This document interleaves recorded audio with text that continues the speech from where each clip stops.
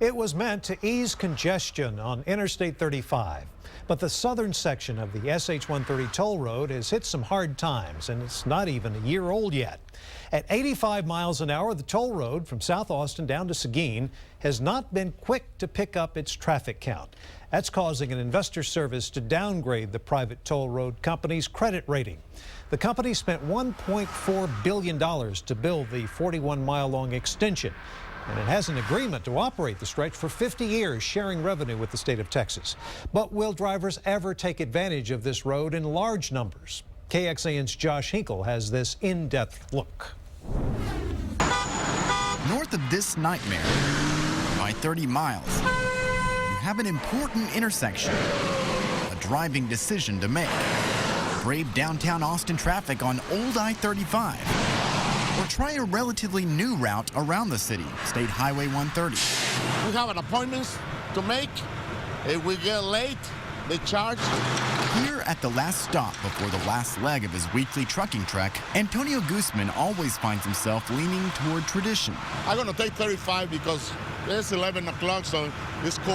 Yes, 130 is faster, actually the fastest in the nation. But I-35 is more direct. Straight to Texas, to Laredo. And on 130, you have to pay. It was a beautiful piece of road. No traffic, was great.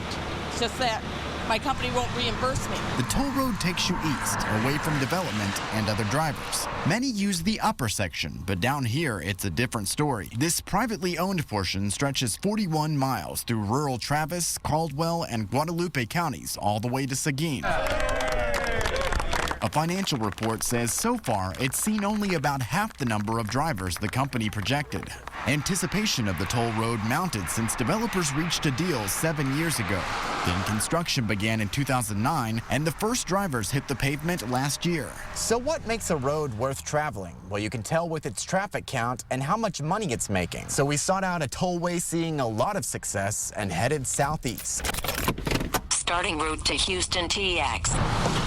Growth has exploded along that corridor. The Fort Bend County Toll Road Authority operates 2 tollways in the Houston area and 1 more on the way. That's where we're hanging the big steel beams. A decade ago, smaller streets and rural roads couldn't keep up. It takes people 40 minutes to make a trip they make now in 8 to 12 minutes. I go back and forth to work and to school. Tollway is a lot quicker than the stoplight. And it's used more and more each year, from nearly 18 million vehicles in 2006 to almost 25 million today. That's a big payoff, from $11 million a year back then to more than $19 million today. Officials say the reason those numbers have grown is because the area has too, tremendously. It's just wall-to-wall apartment, shopping centers, etc. Kevin Costner got it right. If you build it, they'll come eventually. They may not come tomorrow, but they will come. And the SH-130 concession company says the same is true for its tollway, that they remain confident that the recently opened road will benefit their investors and the people of Texas.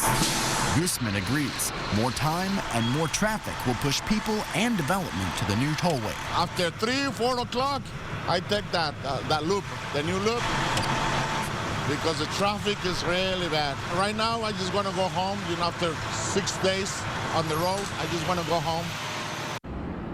And it looks like the SH-130 concession company is actively trying to draw drivers off of busy stretches like here on I-35 to its road.